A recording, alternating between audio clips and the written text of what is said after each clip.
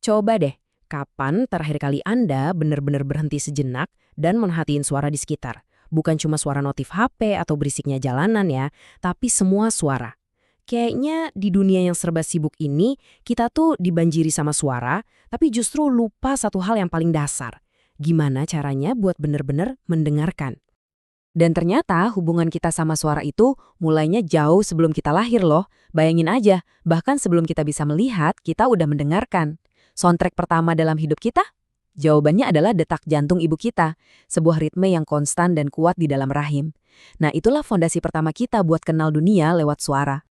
Oke, dari suara pertama yang paling akrab itu, sekarang kita lompat ke kutub seberangnya. Lihat angka ini. Ini bukan sekedar angka biasa. Ini adalah batas paling sunyi, paling hening yang pernah dicapai oleh manusia. Rekor dunia untuk tempat paling senyap di planet ini. Tempat ini namanya Ruang Anekoik yang dibangun oleh Microsoft. Ruangan ini dirancang khusus untuk menelan hampir semua suara. Coba bayangin, Anda ada di tempat yang saking sunyinya, sampai Anda bisa dengar detak jantung Anda sendiri.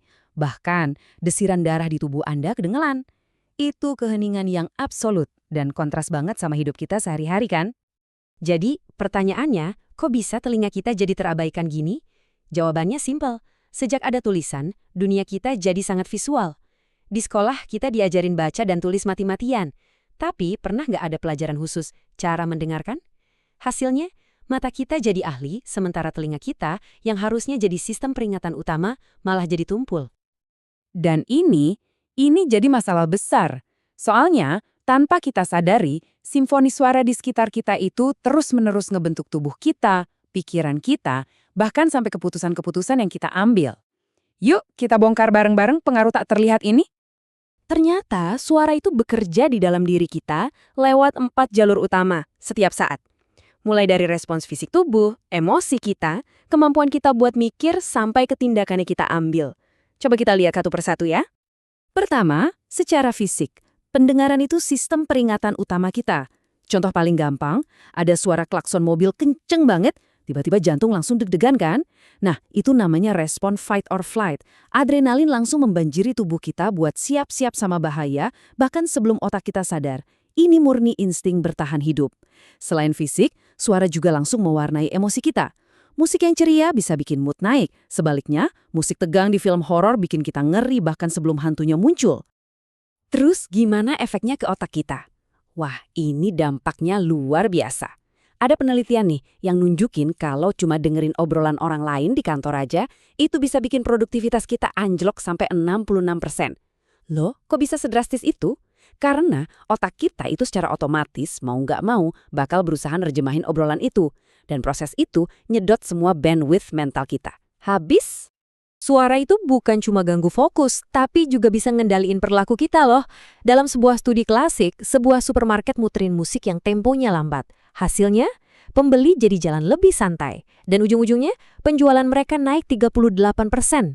Tuh kan, suara secara halus ngebentuk keputusan kita setiap hari. Nah, sekarang kita coba lihat lebih luas lagi. Suara itu bukan cuma urusan manusia. Ternyata ada sebuah alam semesta suara yang tersembunyi di mana-mana. Mulai dari sel terkecil di tubuh kita sampai ke sudut paling gelap di alam semesta. Yuk kita mulai dari skala paling kecil, tubuh Anda sendiri. Pernah kepikiran nggak?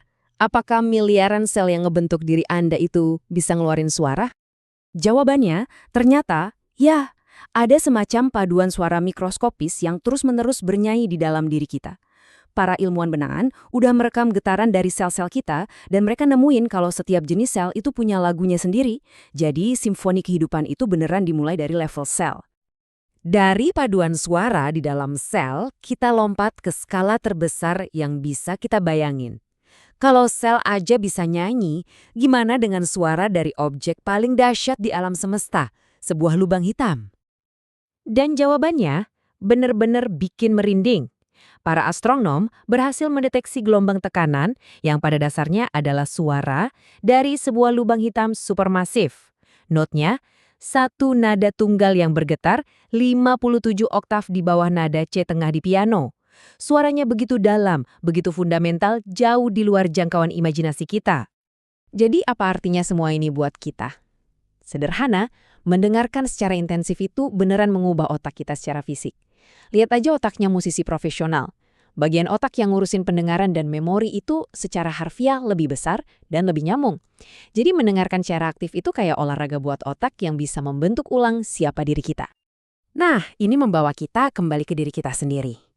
Kalau suara itu sebegitu kuatnya sampai bisa ngebentuk otak, artinya mendengarkan itu bukan sekedar aktivitas pasif. Mendengarkan itu sebuah superpower, sebuah keterampilan yang bisa banget kita asah.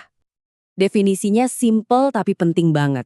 Mendengarkan itu bukan cuma soal getaran suara yang masuk ke kuping, tapi ini adalah sebuah tindakan aktif untuk menciptakan makna dari suara itu. Dan penting banget buat kita bedain keduanya. Mendengar itu otomatis, itu kemampuan fisik.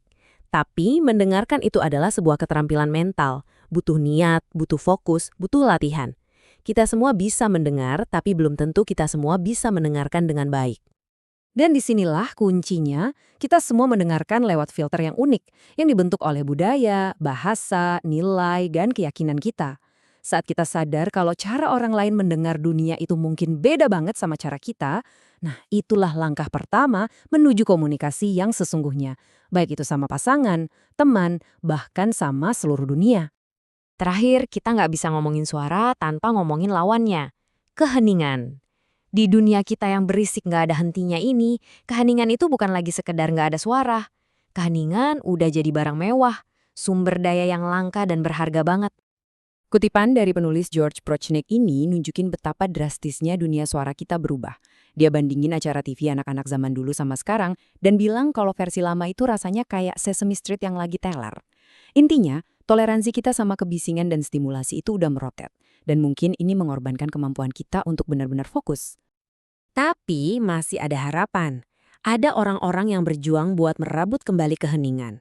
Salah satunya Gordon Hampton, yang mendedikasikan hidupnya buat sebuah misi, nemuin dan ngelindungin titik-titik terakhir di planet ini yang benar-benar bebas dari suara buatan manusia. Perjuangannya jadi bukti kalau keheningan alam itu adalah harta karun yang layak kita jaga. Dan ini ninggalin kita dengan satu pertanyaan terakhir. Kita hidup di dunia yang isinya orang pengen ngomong, pengen debat, pengen teriak, tapi coba bayangin deh, gimana kalau kita balik prioritasnya? Apa yang bakal terjadi di hidup kita, di komunitas kita, bahkan di dunia, kalau kita semua berhenti sejenak dan benar-benar mulai mendengarkan?